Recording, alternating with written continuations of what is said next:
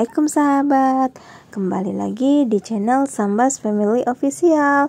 Kali ini ada pemberitahuan, ada beberapa daerah yang telah memberikan SK pengangkatan CASN tahun 2024. Salah satunya yaitu Kota Bengkulu. Kota Bengkulu telah memberikan kabar bahagia bagi peserta yang lulus seleksi CPNS tahun 2024 dan P3K-nya yang mengikuti tahap 1 di lingkungan pemerintah Kota Bengkulu. Pemerintah Kota Bengkulu akan menerbitkan surat keputusan atau SK CPNS dan P3K tahun 2024 tahap pertama setelah Hari Raya Idul Fitri 1446 Hijriah. Kepala Badan Kepegawaian dan Pengembangan Sumber Daya Manusia atau BKPSDM Kota Bengkulu, Asrari, mengatakan pihaknya telah mengusulkan nomor induk pegawai atau NIP bagi P3K dan CPNS sejak Februari tahun 2025.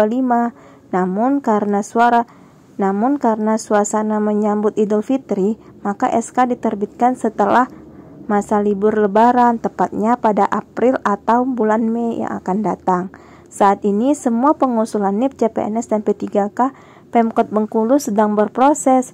Untuk SK CPNS dan P3K TMT per Maret ini akan kami keluarkan setelah Lebaran. Penerbitan SK tersebut dilakukan sesuai dengan arahan dari Kementerian Pendayagunaan Aparatur Sipil Negara dan Reformasi Birokrasi atau Kemenpan RB Republik Indonesia bahwa pengangkatan CPNS 2024 paling lambat Juni 2025 dan P3K paling lambat Oktober 2025. Selamat ya bagi Kota Bengkulu yang telah mendapatkan SK. Instansi bisa siap di waktu yang telah disepakati yang lalu. CPNS di Oktober 2025, P3K di Maret 2026. Ini murni karena kami ingin memperkuat dan memastikan kesiapan instansi pemerintah, baik pusat maupun daerah di lapangan dalam pengangkatan CASN yang harus dilaksanakan secara hati-hati dan menjamin kepastian pengangkatan. Dengan kebijakan ini tentunya pemerintah pusat dalam hal ini Kemenpan RB dan BKN sesuai arahan Bapak Presiden mempersilahkan dan akan memfasilitasi pengangkatan selama kementerian, lembaga, dan Pemda masing-masing saat ini telah menunjukkan kesiapan dalam memenuhi persyaratan. Hal ini sudah merupakan kebijakan yang sangat optimal sesuai aspirasi yang kami terima sehingga saat ini peran aktif kementerian, lembaga, dan pemerintah daerah tentunya sangat dibutuhkan. Sebagai informasi, rekan-rekan media, Bapak dan Ibu sekalian, pengangkatan CASN memiliki beberapa persyaratan yang diperlukan oleh setiap kementerian, lembaga, dan Pemda.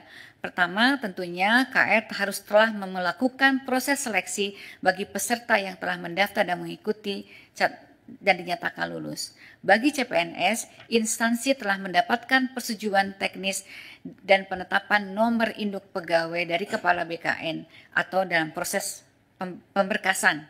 Bagi P3K, instansi telah mengusulkan kepada Kepala BKN untuk mendapatkan nomor induk PPPK dan saat ini sedang proses pemberkasan. Instansi telah mendapatkan penerbitan NIP CPNS nomor induk P3K yang diterima P3K. Kemudian peserta telah membuat surat pernyataan bersedia mengabdi dan tidak mengajukan pindah instansi. Pejabat pembina kepegawaian menetapkan keputusan pengangkatan sebagai ASN dan instansi telah menyiapkan anggaran yang tertuang di dalam DIPA Kementerian Lembaga dan Pemerintah Daerah, sarana prasarana instansi pemerintah untuk mengangkat CASN yang akan diangkat. Sesuai dengan arahan Bapak Presiden, dengan pengumuman ini, seluruh kementerian, lembaga, dan Pemda perlu segera menindaklanjuti kebijakan ini dengan menyusun perencanaan pengangkatan CASN secara melalui simulasi dan analisis dengan mempertimbangkan kesiapan masing-masing dalam pemenuhan persyaratan yang telah kami sebutkan. Kemudian segera melaporkan kesiapan ini agar difasilitasi oleh BKN agar pengangkatan ini dapat dilakukan paling lambat sesuai jadwal yang ditentukan sebagaimana yang saya sebutkan tadi. Saya juga ingin mengingatkan kembali sesuai dengan konferensi pers yang dilaksanakan di Kompleks DPR RI tanggal 14 Februari yang lalu, Menteri Keuangan sudah menyampaikan bahwa tidak ada PHK tenaga non-ASN di Kementerian Lembaga dan Pemerintah Daerah Di tahun lalu juga saya sudah mengeluarkan surat edaran agar KL Pemda tetap menganggarkan pendapatan bagi tenaga non-ASN yang terdata selama proses rekrutmen ini berjalan. Bapak dan Ibu sekalian, rekan-rekan media, saya ingin juga menegaskan, sesuai dengan arahan Bapak Presiden, pemerintah berkomitmen untuk menjaga meritokrasi dalam manajemen ASN, sehingga kebijakan ini merupakan proses afirmasi sebagaimana afirmasi terakhir sebagaimana yang disampaikan oleh Bapak arahan dari Bapak Presiden. Selain itu, sesuai dengan Undang-Undang Nomor 20, nanti setiap PPK, kepala daerah atau menteri atau kepala lembaga tidak boleh lagi melakukan rekrutmen pegawai non-ASN di instansi dengan ancaman sanksi.